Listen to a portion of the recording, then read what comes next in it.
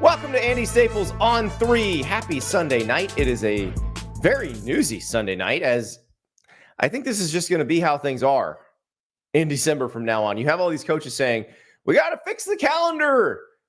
Well, all of this is because the season ends now. The semester break is now. That's where you get all your transfer portal stuff. And you have the early signing period. The one thing you can do is move the early signing period. Everything else you can't really move.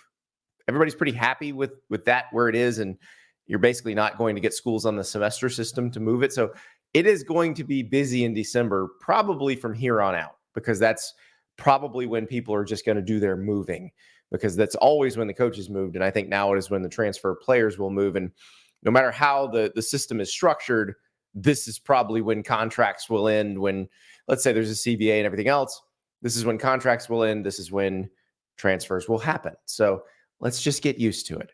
And let's talk about some of the moves that have been made. The big one is Lane Kiffin. Lane Kiffin is doing work in Oxford, Mississippi, because we stripped him of the Portal King title this year because I feel like Mike Norvell has earned it. But I think Lane Kiffin might take it back. I think Lane Kiffin is doing a lot of work to take back the title of Portal King. And he's got a team that's already won 10 games, that's in a New Year's Six Bowl, that brings a bunch of people back.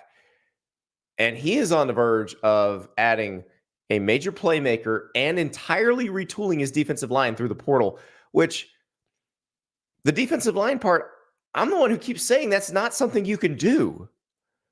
But it very well might be something that Lane Kiffin is going to do. It's impressive. It is very impressive. So Lane tweeted throughout the weekend, lots of cryptic tweets, trying to figure it out. And we will figure out what most of those tweets mean with Zach Berry from OM Spirit a little bit later. Zach covers Ole Miss. OM Spirit is on 3's Ole Miss site. And Zach has been deep in this stuff. And so he can speak Lane Kiffin tweet or Juice Kiffin tweet, by the way. Juice is Lane's dog, but it might be his kids running the Twitter account. It's very confusing. But all I know is every time he tweets, it means something is happened and somebody's coming. So this is one from Sunday night. This is a Lane Kiffin tweet with a diver and a very large fish. And so this could be a big fish. This could be one of several things. This would be mostly, I think it's Juice Wells. So Juice Wells is a receiver from South Carolina. He was injured a lot of this season, but definitely the most dynamic receiver on South Carolina's roster. He entered the transfer portal. He visited Ole Miss last week. He committed on Sunday night. And I think that's the Juice Wells one, because it came out right about the same time as the Juice Wells tweet commit came out, or commit tweet came out. So I think that's who it is. But it could also be Walter Nolan. Walter Nolan, the number one player in On3's transfer portal recruiting rankings. He's from Texas A&M, defensive tackle. Remember, there just aren't a lot of people like this in the portal. So Walter Nolan was on a visit to Ole Miss this weekend. It sounds like it went well. He has not said anything official yet. Perhaps that happens during the show. But it sounds like Ole Miss is trending.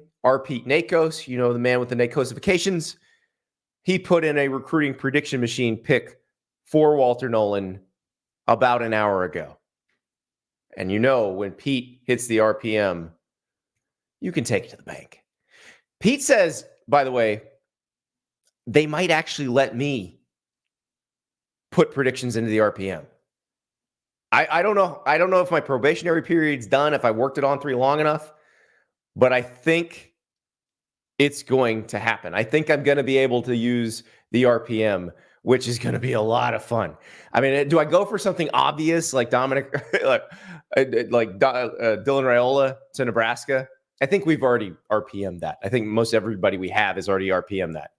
And he has not said that yet. We'll get to that in a second. But I wonder what my first one should be. It's a good question. But Walter Nolan RPM'd to Ole Miss. We'll see if it happens. But if it does, it's a pretty impressive feat, because earlier in the weekend, Ole Miss got commitments from Princely Emmanuelin, who was Florida's best pass rusher last year. So he, coming to Oxford, has already shown to be good against good SEC competition. Now, he didn't have a lot of help around him on Florida's defensive line. But I just mentioned Walter Nolan. If he's there, that's helpful. Also helpful, Tyler Barron, who's coming from Tennessee. He committed to Ole Miss this weekend as well. So that's two edge rushers that can make a difference, that probably are better than what Ole Miss had last year at edge rusher. Now, Barron had 6 sacks this year. James Pierce got most of the pub for Tennessee's pass rush, and deservedly so. He's going into a third year in college where he can make himself an awful lot of money and be a very high draft pick coming out of Tennessee. But Tyler Barron was a very good player at Tennessee. And there's a chance that this defensive line could be a difference maker. You put those 3 guys together. Meanwhile, we know the offense is pretty good, and it brings back a lot of people. You throw Juice Wells on that offense. If he's healthy, that's going to be a big deal. That's going to be a tough offense to stop because it's still going to have Jackson Dart, Quinshon Judkins, an offensive line that's been together a while. This is a very interesting situation at Ole Miss because they're already good. This is not a case where they lost a ton and they needed to take a ton out of the portal to replace it. They're already good, and they're bringing back a lot. So this is sort of hitting this type of roster at the perfect time as they move to the 12-team playoff. We'll talk with Zach Berry about that in a few minutes, though, because we got to dive deep on Ole Miss. There's a lot going on there. But other news happening in the world of college football. Former Ohio State quarterback Kyle McCord has found his landing spot. He is committed to Syracuse. So he took 2 visits. He visited Nebraska. He visited Syracuse. It became very clear once Dylan Raiola was about to flip to Nebraska that McCord wasn't going there. It sounds as if the Raiola camp wanted him to be the guy potentially in 2024 at Nebraska. Kyle McCord would have been the guy as kind of a bridge, but McCord now going to Syracuse. He will join new coach Fran Brown, who was Georgia's defensive backs coach. Fran Brown's been doing a lot of work in the portal too. He's done a very good job so far of upgrading that roster through the portal and got a big one from Kyle McCord, who 3 weeks ago was starting for Ohio State against Michigan. I mentioned Dylan Raiola already. He is still a Georgia commit as we record this right now. That can change at any point between now and Wednesday. It could change in the next 24 hours.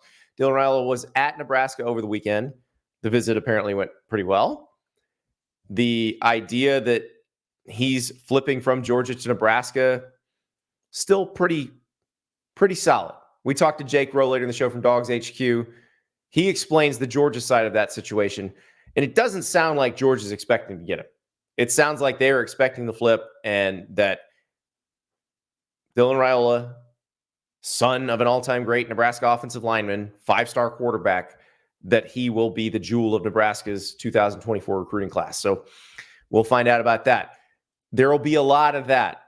The flips, the big flips, will be happening the next few days. National Signing Day is Wednesday. Remember, recruits can start signing at 7 a.m. Wednesday in their time zone. So the East Coast ones can start 7 a.m. Eastern time, and then away they go.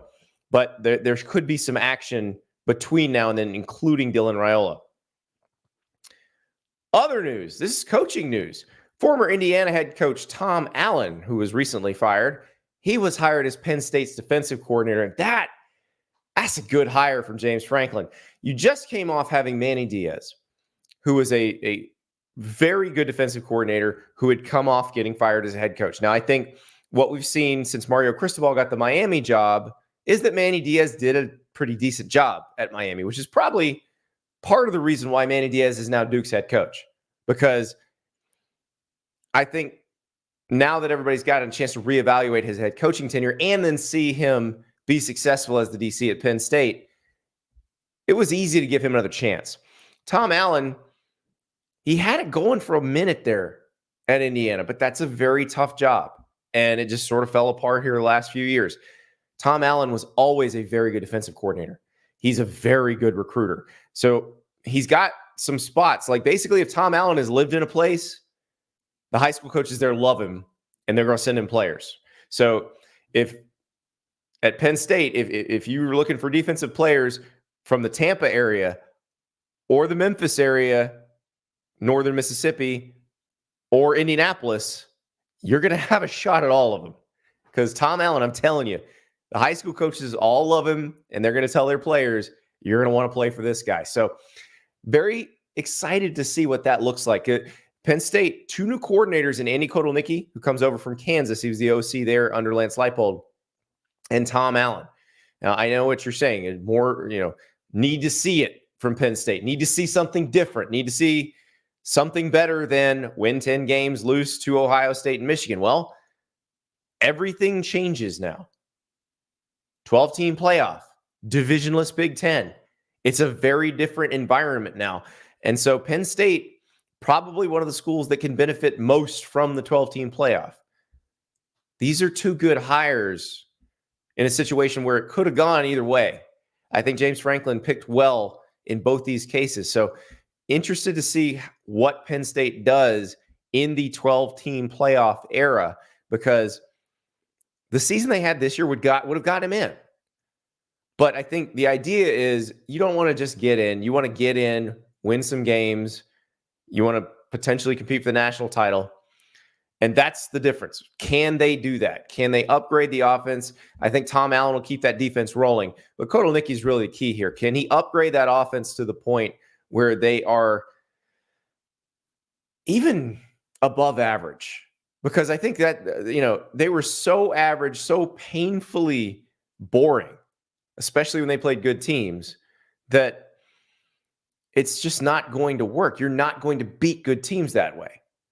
But Kotelnicki, remember, he's not used to working with the kind of talent he's got here. He had a good quarterback in Jalen Daniels at Kansas, and Jason Bean also, the back was pretty good. But they were never physically superior to the teams they were playing. And yet he and Lance Leipold schemed them up pretty good. So I am very interested to see how that move works, and if Penn State can develop an offense that is more dynamic, if Drew Aller can get unlocked. But I do like both moves. Both coordinator moves seem like they will put them going in the right direction. Back to the portal. This is another situation that is not resolved yet. Florida State hosted 2 transfer quarterbacks this weekend. Cam Ward from Washington State, DJ Uiagalelei from Oregon State, and obviously Clemson before that. No commitments yet. Interesting that they both came. They weren't there together, but they both came. So, are Mike Norvell and company still trying to choose one? Are they trying to kind of pit one against the other to get one to commit? Cam Ward's also looking at Miami. This is a fascinating situation too.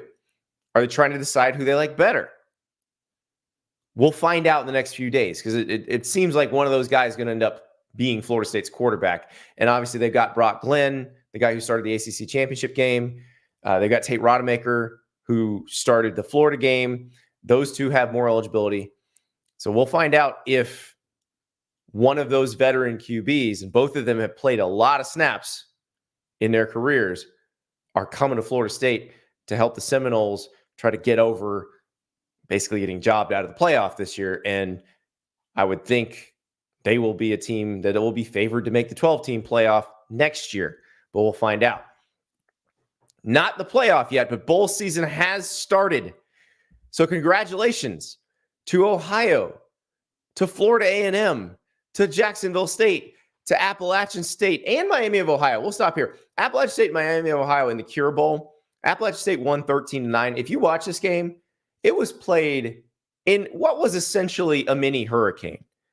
It hit my house too. I live about 2 hours north of Orlando. So I cannot imagine trying to play football in what was going on outside my house, but they were.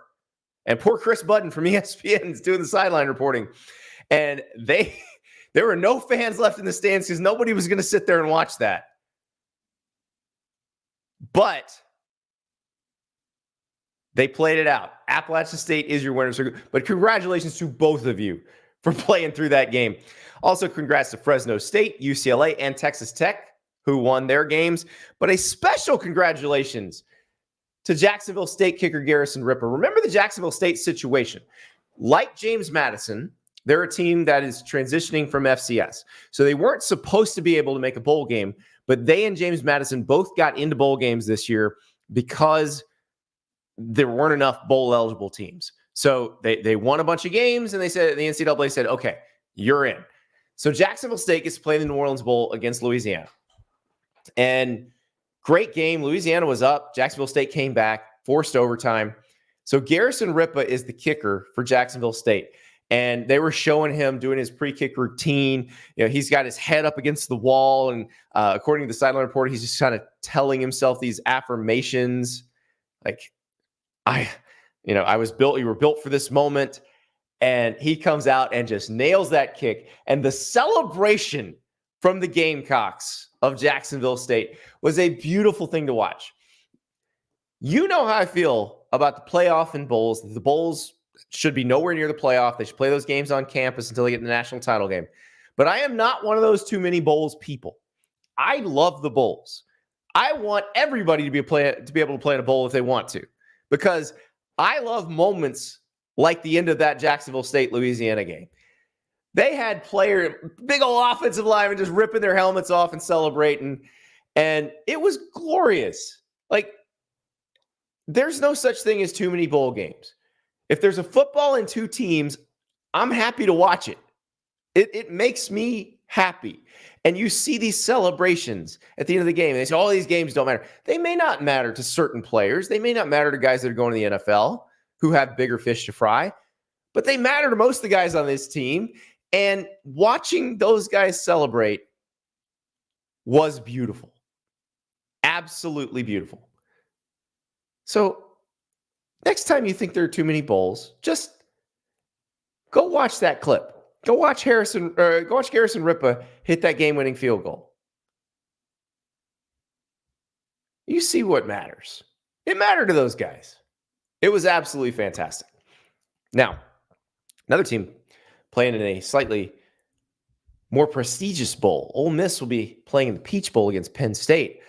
But right now, the focus in Oxford is on 2024 because the Rebels are doing it in the transfer portal.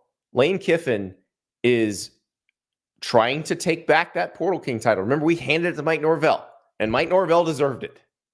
But Lane Kiffin is trying to get this year's title, and he may get it. So on Sunday, Juice Wells, South Carolina receiver, he committed. This weekend, Prince Lee Van edge rusher from Florida. Tyler Barron, edge rusher from Tennessee, both committed. Walter Nolan, the number one player in the transfer portal, according to On3. He visited. Sounds like he's going to commit. But what does it mean? What does it mean for next year? What does it mean for the high school class that they're going to bring in on Wednesday? Where does Ole Miss sit? Because it seems like Ole Miss is in a really good spot heading into 2024, the 12-team playoff, divisionless SEC play. All of it seems to be coming up Ole Miss right now. We talked to Zach Berry of OM Spirit about what it all means for the Rebels. We are joined now by Zach Berry of OM Spirit. That is On3's Ole Miss site. Say that 5 times fast. On3's Ole Miss site. On3's Ole Miss site. All right, we got to decipher some Lane Kiffin tweets, Zach. That will probably help us figure out what Ole Miss's roster is going to look like come next season. A lot of names. Big names coming out of the transfer portal, already committed. Some they're waiting on as we speak, but by the time we run this interview, they may have already committed. We shall see. Yeah. But I'm all right. I want to throw a Lane Kiffin tweet at you, and you tell me what this means. All right. It is the Tennessee private jet with the Power T on the tail in front of a Ruby Tuesday fine Knoxville establishment. Yes. Great salad bar. What does that mean? So before the commitments happen, if you did not know or do not follow us on Twitter or go to the website, Tamari McDonald, safety from Tennessee, and Tyler Barron, edge guy from Tennessee, both committed on Saturday. So he went to visit them in Knoxville. And then actually on the way back to Oxford, he stopped in Memphis to meet with. So Barron was still in Knoxville. Tamara Mhm. McDonald was in Memphis, originally from there. Went to Whitehaven High School. So little troll there for Josh Heupel and company. Maybe a little play on the tarmac stuff with he's at an airport. And then yeah, I mean 2 locations of Ruby Tuesday, I believe, in Knoxville. They've got one that's I think in the airport. And Well, then Ruby Tuesday is a Knoxville brand. It started there. It's a oh it's okay, a I it's a did not know Knoxville that. institution. Yes, fine salad bar at Ruby Tuesday. I'm sure It Lane, really is. as he's living healthier lately, probably has partaken a few times. But yeah, two sharks, 2 shark emojis, and the photo of the plane, Yeah. which tells you I just got 2 defensive players from you. And the Tyler Barron one's a big one. He had 6 sacks last year. A lot of the pub rightfully went to James Pierce on that Tennessee defensive line, Yes. but Yeah. Tyler Barron was very effective. And you add him to another guy that Ole Miss got, Princely Emmanuel from Florida, it feels like that's a much more effective edge rushing unit that they're going to have at Ole Miss next year. Yeah, Barron's probably more of your traditional hand in the dirt guy. Umami Ellen's pretty versatile. He did a lot of stand up outside linebacker stuff for Billy Napier and the Gators, and I think that's going to be something that you will probably see Pete Golding utilize. Just more versatility, and we'll get to it in a little bit. But if Ole Miss is able to land another big defensive lineman, that'll certainly help them be more versatile and be able to flex Umami Ellen out there, in space. But yeah, one thing about Tyler Barron that I mentioned on our site that I think just kind of inside baseball stuff that people may not realize, but Ole Miss also picked up Key Lawrence, a safety from Oklahoma. Mm-hmm. He and Barron played high school ball together at Innsworth in Nashville before Barron transferred Well, they to also played Knoxville together Catholic. in Tennessee. Yeah. But he so they have that, that 4D chess type stuff with Kiffin where they're working those connections, those relationships with guys that grew up playing together. And then there's several other Tennessee flavored recruiting stuff in the portal where they're not only getting really good players that have played a lot of football and have experience in the SEC, but they're pretty tight and they're friends. So that helped out for sure. That is a really interesting thing that I don't think people consider enough when you're talking about the portal is a lot of times guys, even when they've gone to different schools, play together in high school or were tight growing up in the same town, played youth sports together all the time. And it does help to leverage that stuff when you're trying to, you can pull to get the band back together and they get excited about it. But all right, let me throw another Kiffin tweet at you. This was from Sunday morning. It is a GIF from the movie Field of Dreams, which Kiffin and I are the same age. So we definitely understand this. I'm not sure any of the players that he's recruiting understand this. But it is Kevin Costner walking through the cornfield and the voice is whispering, "If you build it, he will come." Who will come, Zach? That has to be. I mean, it's a little bit like a 5,000-foot view of, hey, Lane Kiffin, just about to wrap up year 4. He's had 2 10-wins regular seasons, never been done before. He's trying to win an 11th game against Penn State, the Peach Bowl, never been done. So yeah, I mean, probably a testament to the work that he and the staff have done to build the program. It's a national brand now. They're getting a lot more respect, I think, from folks that, hey, it's not just Lane's going to be there for 2 years and then he's going to bounce and go somewhere else. I think he kind of gets, okay, the Grove Collective is doing really well. We've got a really good quarterback. We got a really good running back. Defensive coordinator, probably a top 5 defensive coordinator in the country. I mean, year 1, Pete Golding, top 25 SP plus defense. That's pretty impressive. So you can look at it that way, but also, yeah, he's talking about Walter Nolan, still on campus, I believe, as we are recording this. Full weekend visit. Family was all there. Ole Miss expects to land Walter Nolan. I think Alabama came in a little bit late to try to get a 11th hour visit from him, but I do not think it's going to happen. Yeah. I mean, come on. Saban's going to try. But yeah, I think that's what is in reference to is the number 1 overall prospect in the portal, former number 1 overall player in the country. Yeah, he's built the program. Now he's waiting on him to come.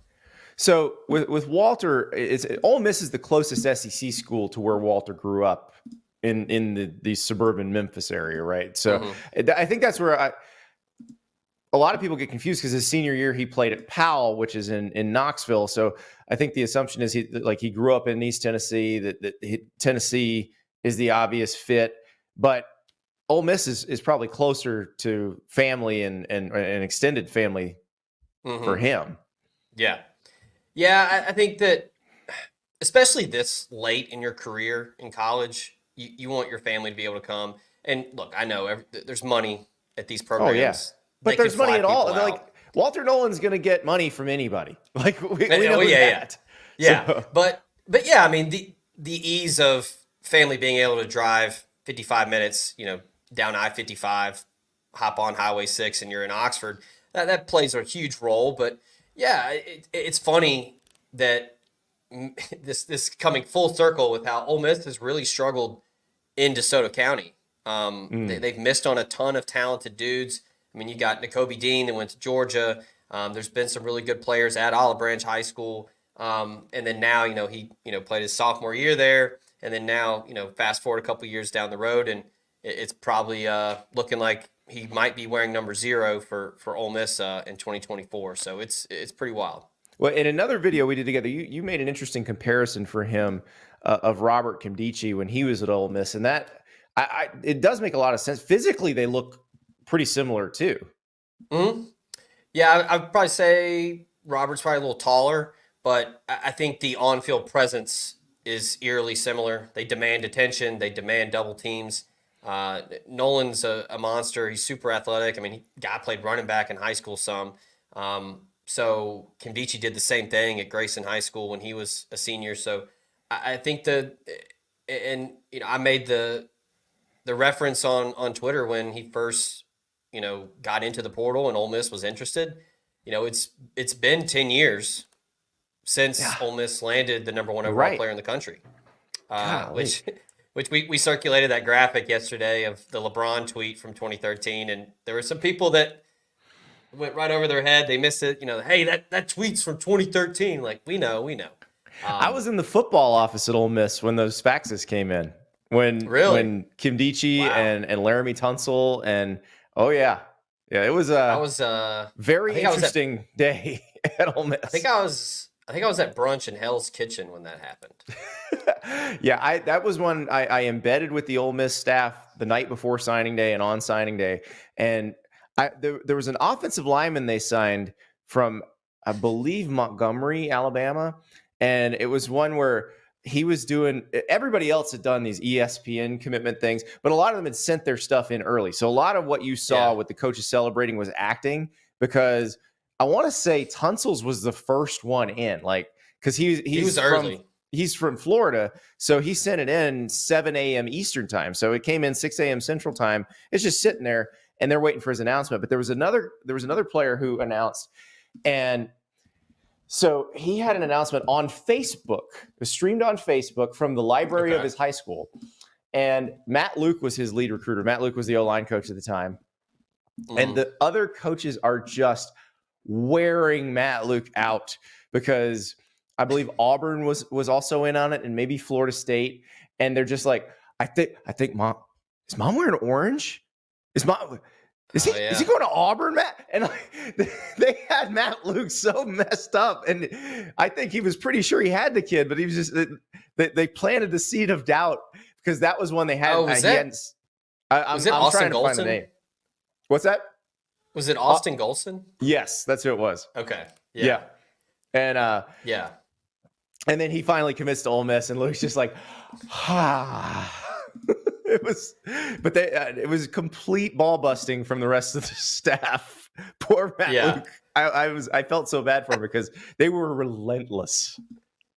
Yeah, I've always wondered if those like war room reactions are actually genuine. I'm sure some of them are, but some of them is probably like ESPN's. Okay, let's record this now, so when it happens, we can just run it. Well, no, what they did is they had them. They recorded it when the announcement happened. They recorded it with them watching the announcement. They just already knew what was going to happen. But there was an ESPN reporter there. And it was funny. I can't even remember who it was, but they got in later in the day, so I already knew who they had at that point. And but yeah, they would say, okay, now big energy here. But it is 10 years, but it is telling, and it says something about how college football has changed, how the transfer rule changes have changed how things work. Mm-hmm. Let's say, because the recruiting class looking good, they flipped an offensive line from Miami, they flipped a quarterback from Texas A&M, and that's great.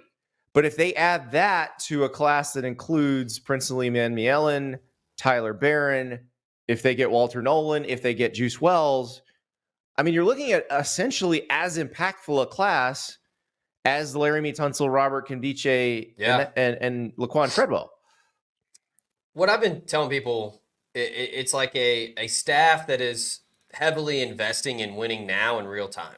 Mm-hmm. Like, I think the way the schedule lines up next year for Ole Miss, there's no Auburn, there's no Alabama. You get Georgia at home, you get Oklahoma at home. On the road against LSU, but that's without Jaden Daniels. So I think they're really sensing a humongous opportunity. I mean, we know the playoff expands next year. If it was expanded this season, not only would it just be an incredible playoff, but Ole Miss would be in it. So yeah. I think they're sensing, it's time to seize the moment, seize the opportunity, let's make a run now, and then just all the natural connections and relationships with the staff. I mean, Pete Golding, just the ROI on that one continues to just soar through the roof. He knows all the top players in the country. He recruited them when he was at Alabama, and I think that that's starting to really pay off with him being able to sit down and have those face-to-face meetings with these elite defensive guys. Yeah, it is going to be very interesting if they can finish this season strong, because they play Penn State in the Peach Bowl. That's another chance for them to have a big pop where everybody sees them. And then it feels like they bring back quite a bit compared to what is also coming in. Right. Honestly, outside of Dayton Wade, they pretty much bring everybody back on offense. They expect Quinshon Judkins, Jackson Dart back. I'm sensing some optimism on Ulysses Bentley. I think that missing out on Keelan Lacey, the 4-star running back out of Lancaster, Missouri, swooped in, got him late. That's a big get for Drinkwitz because he's a stud. I think they're probably going to try to retain Bentley. And, yeah, Micah Pettis is back on the offensive line. And I think, you add Juice Wells to that wide receiver room. I mean, it's crazy. We talked earlier this year, the only, wide receiver group in the country with 3 guys over 700 yards. If they bring in Juice Wells and the foot's healthy, I mean, the expectations are going to be through the roof. Well, it's going to be one of those things where they're probably your trendy pick to win the SEC at that point. Obviously Alabama and Georgia are still going to be the favorites, but they will be a very trendy playoff pick, and playoffs a realistic expectation with the 12-team playoff, given what they did this year, given what they bring in and what they bring back. So it is, and that's probably when Lane Kiffin decided to stay last year, that's what you're building toward. I mean, and it does look like Lane Kiffin is there long term. Like, I don't think he has to answer any more questions about, are you going to be there? Yeah, and there was and I feel bad because I don't remember the writer, but there's a really good long form about Kiffin and his journey to Ole Miss and kind of what helped him make the decision to stay, because Auburn wanted him. The conversations were down the line, and he was close, but just his kids being there now. Knox is getting older. I wouldn't be shocked if he moved to Oxford and went to school there, but I think more so just the family feel. He's a very different guy than he was when he was at Tennessee and Southern Cal and with the Raiders. I think he's settled in, and I think he realizes what he's built and what could be built with just the success he's had in the portal. And, hey, he doesn't really need to go anywhere else to do it now because the playoffs are 12 teams. Yeah. Before, it made sense. Like, it's only 4. Sometimes you got to be at a bigger place, to catch those breaks, to have a better roster. But now with the portal, he's kind of figured out a nice way to do both high school and portal. And if this all unfolds like we think it will, 2024 is going to be, I mean, what would you say, Andy? Preseason top 10? Easy? I would think so. Yeah. And he's trying to figure out I think that's what a lot of coaches are trying to do is okay, how do I do this? Combining the high school recruiting and the portal. And I think he figures out, you gotta recruit your offensive line through high school. You could spot recruit through the portal, but that's not going to sustain you. So you got to get those guys. And then you do still have to get the occasional Quinshon Judkins out of high school that is homegrown and look, he stole them from under Auburn, Alabama's nose. Like they both probably could have gotten Quinshon Judkins had they wanted him more in high school. So you still have to be able to pull off that evaluation trick every once in a while. But then you add in their collective is very organized, seems to understand. And I mean, you've got Walker Jones, former Under Armour executive, like a guy who's been in the business, understands how the business works. Yeah. I think that has a lot to do with it. But you're right. The expectations are going to be sky high next year, and rightfully so. If all of this comes to fruition, it'll be preseason top 10. It's kind of one of those, everything's clicking on all cylinders where you win 10 games, so the fan buy-in is through the roof. People are constantly upping their donations to the collective. They're excited about the bowl game. Peach Bowl. Well, never played also Penn they're State donating before. to the collective, and it's interesting because Ole Miss just finished a lot of renovation type stuff. Yeah. So they already got the donations for that. So they're not having to ask for money for that right now. And they can just tell the fans, donate to the collective. And I think there's a lot of other schools that don't have that luxury because they're still trying to build stuff, or they had projects that were in progress when all this stuff changed. So Ole Miss they're hitting it at the right time. Yeah. And Kiffin gets it because I remember like it was maybe year 2 where they were really pushing the, I think it's called the Forward Together campaign to try to, boost Vaught Hemingway Stadium, clean it up, premium seating type stuff. And Kiffin was like, no. Put that all into NIL. Like the stadium can wait. Yep. Like we got to build the roster. And I think that's huge. I mean, a coach that understands like, hey, Vaught Hemingway, sure, there are better stadiums in the SEC, but it's fine. Yeah. It's good. If you put like, better just players in the stadium and you win games, fans will spend lots of money on lots of things. So that you can get that money later. Yeah. Well, Zach, thank you so much. And this will be a very interesting week for you. Yeah. My last question for you. Any other gifts or tweets? I know there was one that I'm ready. I got one more. This is from Juice Kiffin. I don't think I've ever quoted a tweet from a dog before, but it's a poster that says Grand Theft Portal, and it's got Lane Kiffin with one of the GTA ladies draped all over him. And I believe he said, "Son, this is why you shouldn't tweet." So does Knox run the Juice Kiffin Twitter account? Is this a teenage boy and not a dog? I have no confirmation on this. I think it's probably a collection of people. I'd imagine his daughters probably have a hand. Gotcha. Maybe there's a recruiting staffer that has to do it. I don't think Kiffin does it, but I'm not 100%. I am just waiting until Juice Kiffin tweets something out that's a secondary violation so that we have our first NCAA violation committed by a dog. K9. Yeah. Who knows, man? The folks that take care of Juice, Wild Rose Kennels. I mean, that dog, I have a lab. They're incredibly intelligent. They're people pleasers, but that dog is very well behaved. So who can say he won't commit any NCAA violations? Okay, I understand. That, and he might be able to tweet. I don't know. Well, Juice Kiffin's going to be tweeting up a storm this week. If all of this comes to pass, it's going to happen. So, Zach, thank you so much. Yeah, man. So while Zach Berry and I were talking, a very funny / sad conversation going on in the chat between two Miami fans. First of all, it started with there's a media conspiracy against talking about Miami, and nobody wants to talk about how awesome the Hurricanes are. They're 7-5. They were 5-7 last year.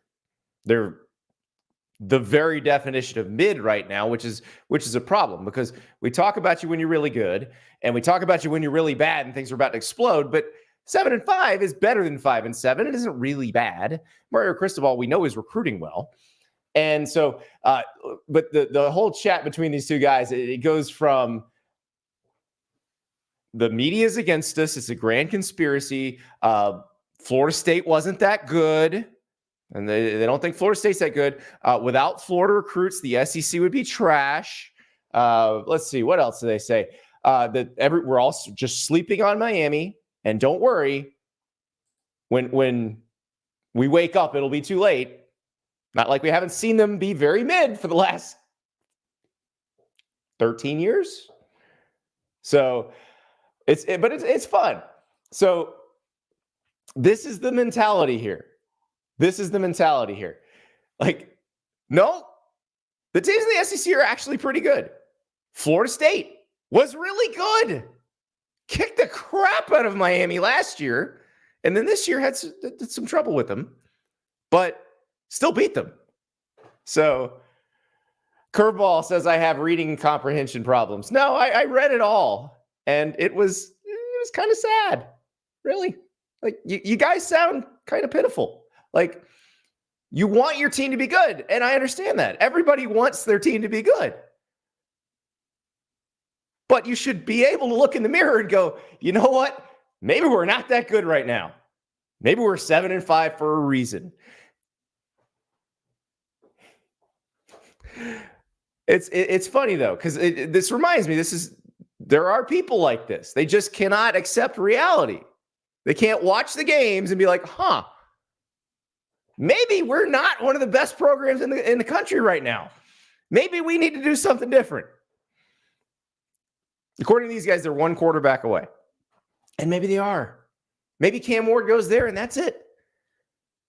I don't remember Washington State being one of the best programs in the country with Cam Ward this year, though.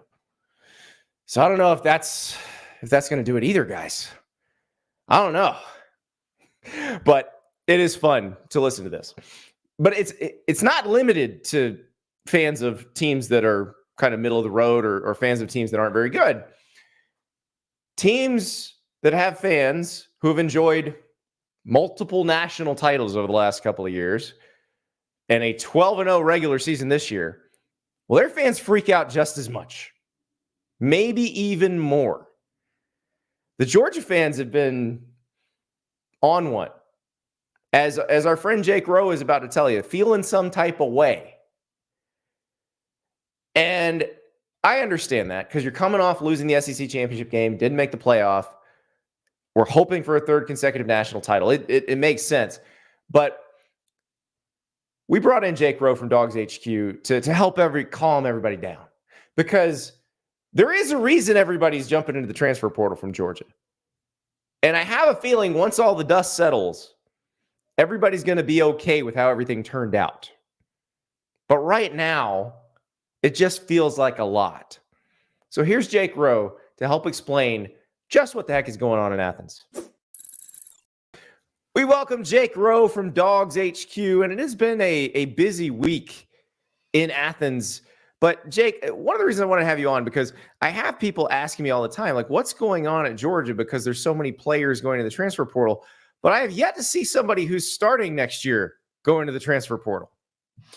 You know, it's one of those things where, listen, I'm not going to sit here and tell you that, man, Georgia's just cleaning house and they're telling all these guys to go and they don't want any of them to come back. I mean, A.J. Harris, Austin Blaskey, Marvin Jones Jr., Jamon Dumas-Johnson, I think are all guys that they would have loved to have kept around. But you look 15 transfers to this point, 15 guys in the portal. I think there was writing on the wall for pretty much every single one of them. I mean, maybe not Marvin Jones Jr. I think he would have probably been a guy that was going to have a role that wasn't really going to change and maybe increase. But, you know, there was discussion about A.J. Harris playing star or playing safety. A.J. Harris wants to play cornerback. All of these young defensive backs do. It's the premium position. Jamon Dumas-Johnson's snaps per game went from 44 in 2021 to 37 last year. They're going to go, and this is snaps per game. I know he missed time, so this is not a volume deal. But CJ Allen is probably the bigger reason, right? Right, CJ Allen and Raylan Wilson. You know that. I mean, that's I think JD Piquel kind of hit the nail on the head. Nobody knows the talent as well as the players who work out with these guys and do it. And I think Jamon knew that those guys were going to end up, maybe cutting into his workload. I still think he was going to play. I still think he was probably going to start. But I mean, it's not great for your draft prospects if your snap count kind of trends down as your career goes on. Well, and we just go back a couple of years to Jermaine Johnson, who was going to be an important player on Georgia's 2021 defense, but not the most important player, obviously, because they had so many good ones. He goes and becomes the ACC Defensive Player of the Year at Florida State. Like that's what I think with Georgia especially, and we see it with Alabama and Ohio State too. When there's that much talent, everybody's going to be happy with the playing time they get. Nobody looked at Ohio State when Jamison Williams left and was like, "What is going on?" Right. And I don't know that there'll ever be a more impactful transfer from one year to the next. I mean, it was unbelievable what that guy did in Tuscaloosa. Saw it with my own eyes for 5-6 quarters. I mean, he was unbelievable. I mean, so Georgia has to have this happen, Andy, one way or the other, because they're signing a class of 26, 27, 28 guys. They're going to want to bring in probably a half dozen guys via the portal. You can't do that unless you have attrition. And most of these guys are guys that are who spent some time at Georgia, spent 2, 3, 4 years at Georgia. And they're like, all right, listen, I gave it my all. It hasn't worked out to me this point. I can't bet on next year being the year anymore. I've got to go somewhere where I can maybe get some assurances and the path of least resistance in some ways. And, some of these guys are doing that. And kudos to them for doing it. A guy like Jackson Meeks, who's been a big-time special teamer for Georgia for 3 years. He's going to Syracuse, going to play for Fran Brown. Austin Blaskey, who, if not for an illness and an injury early this year, I mean, this is a guy that Georgia coaches, and staff around the building will tell you, we trust this guy. We trust this guy to play winning football for us. If not for a preseason illness and a early season MCL injury, he's probably rotating with Georgia at right tackle and maybe a returning starter this year. It didn't work out for him, so he's moving on. I don't want to say that all of this is completely insignificant, but if I'm sitting here and you're like, all right, let's take the temp 1 to 10, how do you feel?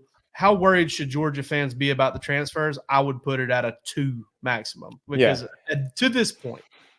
Well, and what it means is they might not be as deep. It's going to be hard to be like they were in 2021 on defense. Like that's probably not going to happen again in this era of college football, just because it's going to be hard to keep those guys.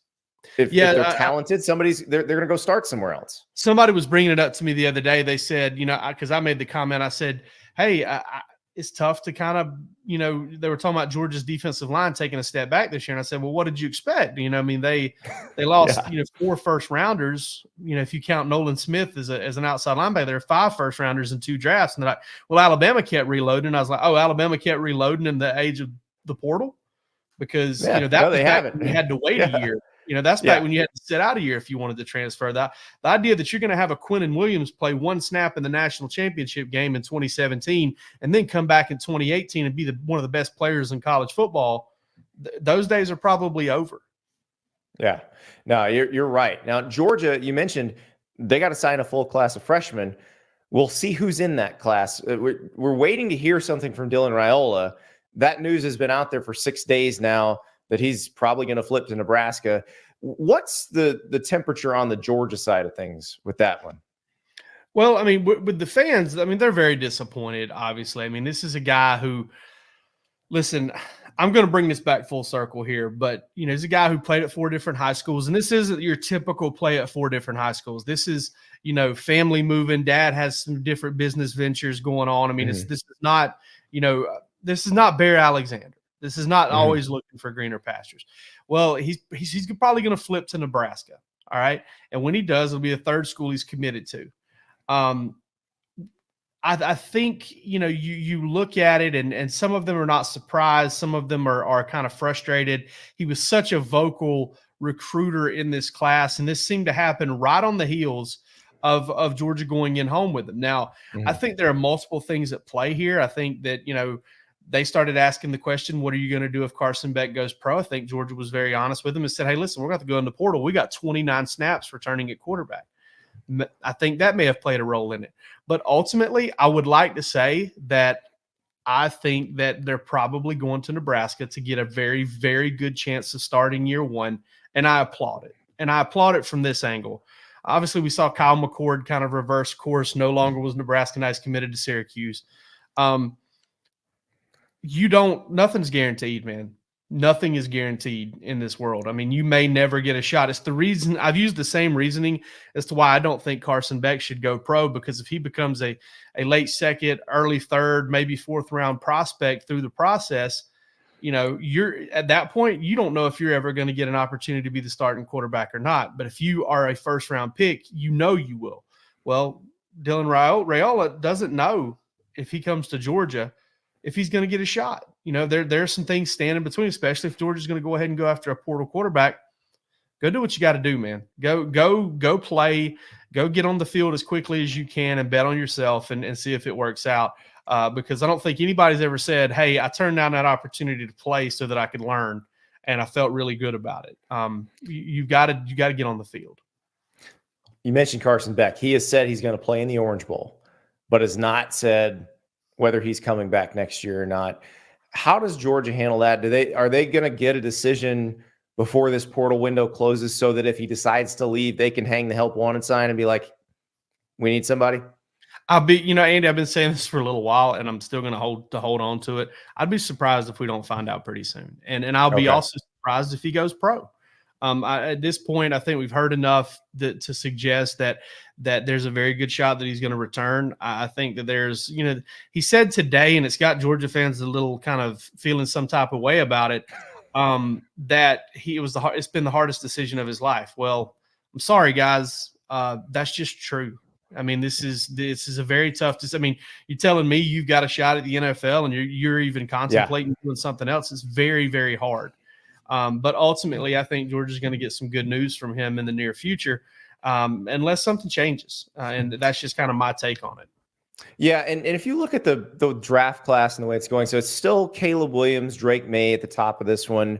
Jaden Daniels has kind of played his way into the conversation as well. But Beck has the measurables, everything an NFL team would want. But if he comes back, then he probably goes into the 25 draft process as one of those guys that everybody's hyping as a first rounder. Now, whether the NFL teams agree with that's another story, but I would imagine another year of development, and he's certainly in that mix. Yeah, it feels like him or Quinn Ewers. It feels like those two will enter the whole 2024 season, provided that Quinn Ewers does as has been indicated, or maybe he's come out and said and comes back. I think that those two will probably be at the top of the heap. And, if you can put yourself in that top three discussion, if you can put yourself in that top three of, all right, because I think Shedeur Sanders is probably going to be in that mix as well. But I count me as a skeptic on Colorado just rebuilding that offensive line with dudes from UConn and Houston. But ultimately, Indiana, don't forget Indiana as well. Also Jackson State. But I think that those three, if you can get yourself solidified kind of in that top three deal, you got a chance to be a top 15 pick. And if you're a top 15 pick, you're going to get an opportunity to start in the NFL, and you're going to make life-changing money just with that first contract. Yeah, or even like you look at Will Levis, who was talked about as a first-round guy for that entire last season at Kentucky. He doesn't go in the first round, but as a rookie, he is starting. And, so you're right. You got to be in that discussion, and you're going to get every benefit of the doubt once you get in the league, which is a big difference. It truly is. And because if you're that third, fourth round guy and you're good, but you're not great, then they will move on from you pretty quickly as the backup. 2-3 years, they're trying to start over. They're like, oh, well, we like this guy in the second round, or oh, we like this guy in the third round. And you kind of get lost in the wash pretty quickly. I mean, I talk with my dad a lot about football, and we always talk about the fact how many quarterbacks didn't get a shot that had what it took to handle it. There are dozens and dozens out there who probably had what it took to be a really good quarterback in the NFL, and they never really got a look. So you mentioned Georgia taking some players out of the portal. Thus far, it's not a huge list, but we've heard names. We've heard like Trevor Etienne from Florida as a possibility for Georgia. Who are some of the guys that we may see come out of the portal and land in Athens?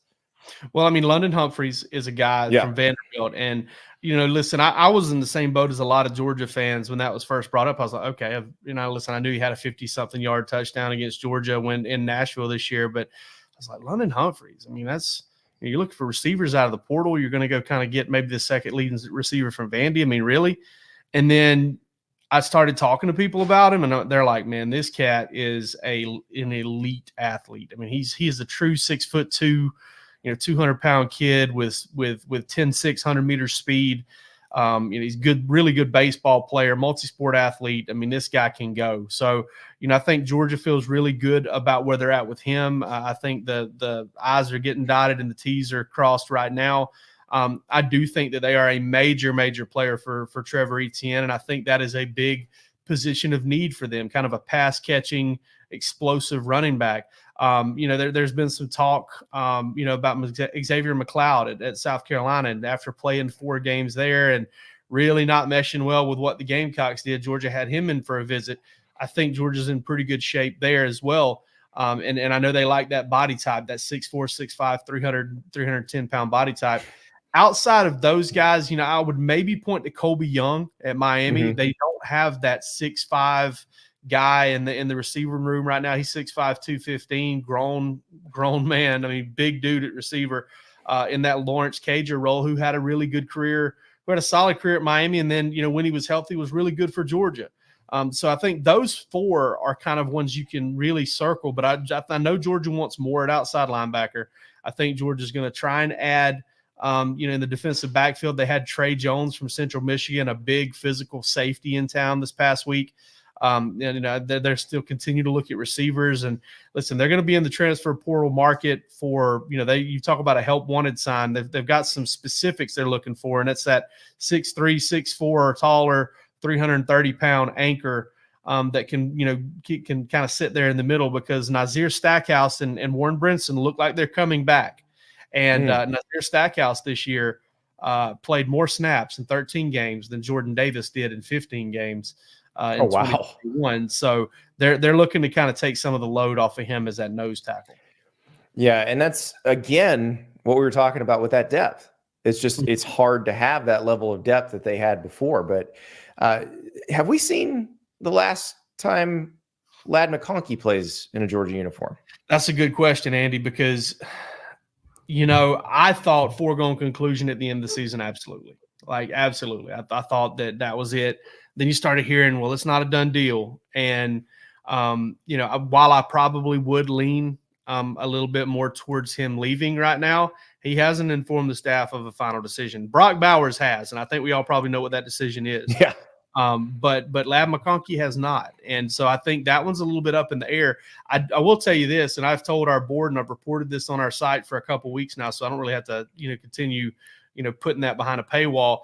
I spoke to an NFL scout over a week ago who told me that he just kind of had the type of season as a 5'11", 190-pound receiver that confirms every fear that an NFL team is going to have about him. He, his past 15 games, it's been knee, it's been back, it's been ankle.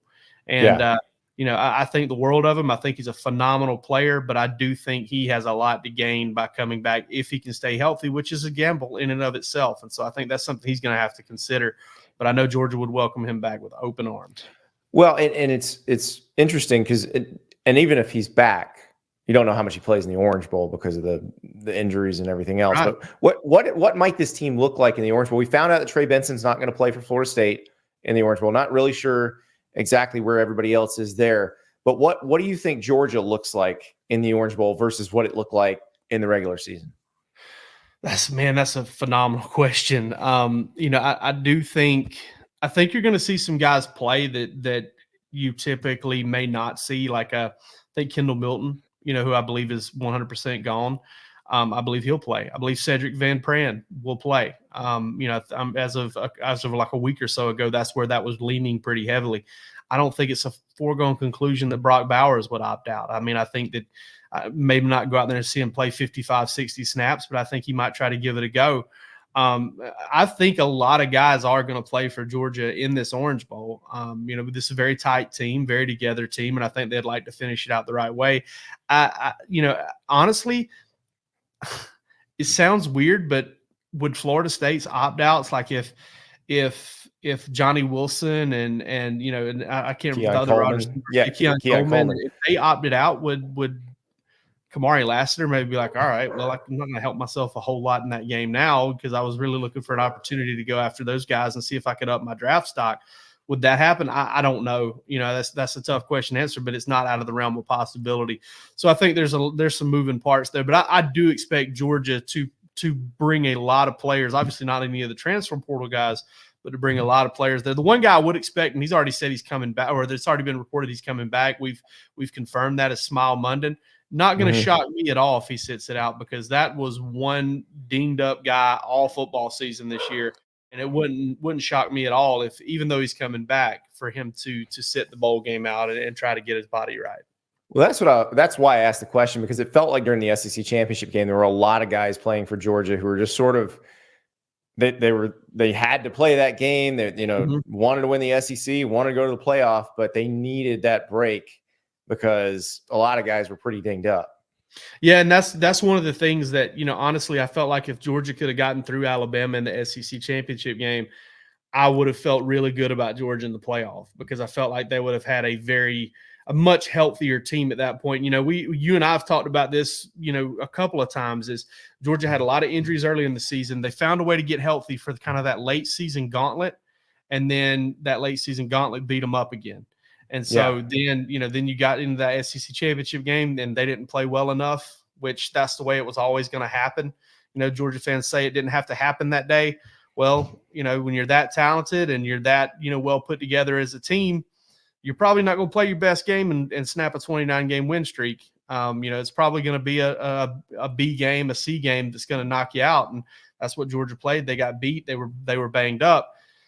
And then it just kind of turned into one of those situations where, obviously I do think, again, that Georgia's going to have a lot of these guys. I don't think there's a lot of them you've seen them play their last game in a Georgia uniform. But I also don't think that everybody is going to play in that game.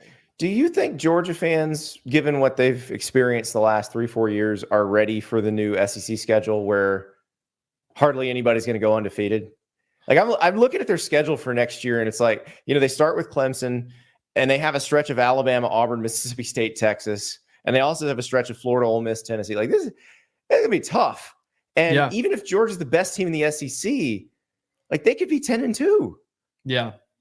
Yeah, I mean, I think folks are going to be excited about it. I think they're really bummed out about this coming schedule, not because it's difficult, but because it's so difficult on the road. Like, I know Georgia fans would love to have Texas or Alabama at home, just to get one of those games at home. And, the home schedule is lackluster. It just is. I mean, compared to the road schedule. And so I think that's something that probably has fans more bothered than anything. But yeah, I mean, ultimately that is going to be one of the toughest slates in the entire country. You're going to play 10 Power 5 games. You've got bookend ACC games there, with leading the season off at Clemson, or not at Clemson, in Clemson in Atlanta, yeah. And then you got Georgia Tech at home, but it's kind of the usual suspects as far as hosting home games outside of Mississippi State, and that's just not going to, rest in peace Pirate, because that was about the only thing that could have made that thing any fun. Well, it'll flip back. Georgia fans may have to wait a year longer than the other SEC fans, but they're going to get that home schedule they've been waiting for. They've been waiting on it for sure. And listen, I got to give them credit. Now, I give Georgia fans crap all the time about the way they flip flop on things and kind of the way they overreact to things. I don't mind doing that, but they have been consistent for a few years now. That they just wish the home schedule had a little more juice, and that they want it again this year, and hopefully that 2025 schedule will get tough. We're going to have a tough angle to look at all of it because the press box is getting moved, but whatever. Well, you were spoiled. You had the best press box in America. For those who don't know, the Sanford Stadium press box, like Sanford Stadium's dug into the ground, so like you essentially walk from street level into the press box, which is was mezzanine. And I remember the first time I went there thinking, why would they give these seats to us? Yeah. They could sell Yeah. these for so much money. Yeah. And that's what Georgia What and they're gonna Alabama and Auburn have done. And God bless them, it's their thing. But yeah, no, I am hoping that for Georgia fans, because I think of the way the divisional schedules worked out and the protection of the Tennessee-Alabama game, the Georgia-Auburn game, and how that made SEC schedules kind of boring for a while. Like, Georgia fans have probably suffered the most from that, because the Florida game's in Jacksonville, so they don't get them at home. Like, it's time for them to get that. So hopefully 2025 is the year, but they get to see some cool places next year. Yeah, absolutely. Excited to go to Austin. Kind of honestly a little bit worried about the F1 race being there and how wild that's going to be. That's going to be one crazy weekend for the Dawgs HQ staff, but hope we all come back at the same time. Exactly. Well, I did. The question is, how many rooms did you book at the Embassy Suites in Tuscaloosa for $4,400 a night? None. I'll stay in. Listen, I'm gonna go to Hoover. I'm gonna get me a deep dish pizza from Tortugas, and I'll probably hopefully watch a little. Actually, I can't remember when that game is. Maybe watch. Hopefully, the Braves will still be in the playoffs at that point. There you go. See, I might go Homewood Sauce Barbecue. Oh, they will. Yeah. So lots of look.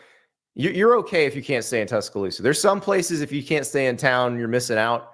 But if you can't stay in Tuscaloosa, you can get a pretty good meal in Birmingham. So listen, I'll just stay in Tuscaloosa when they play Mississippi State. That's the trick. That's what people don't know. Alabama's out of town. You can have your run of Tuscaloosa, that's Alabama. Right. If you are the king of Tuscaloosa. Exactly. Yeah. Jake, thank you so much. All right, dude. Veteran savvy from Jake Rowe right there. That's right. All who have covered the SEC for long enough know the trick. Like, if you've got to cover a game in Starkville and Alabama's out of town, you stay in Tuscaloosa. And you basically own the city of Tuscaloosa for that night, because everybody's worried about whatever Alabama game's going on the road the next day. But the bars are all open. So you're good to go. And then you just have a nice short drive to Starkville on Highway 82 the next day. See, these are the helpful nuggets that we give you on this show. This is what makes us useful. And I'm glad we can do it for you. We got a big show for you tomorrow, too. I believe we're going to have some Nakosifications from Pete Nakos. There's going to be some news. I'm just telling you right now, there's going to be some news. Mostly because there's definitely always news this time of year, but there's going to be some news tomorrow. We'll talk to you then.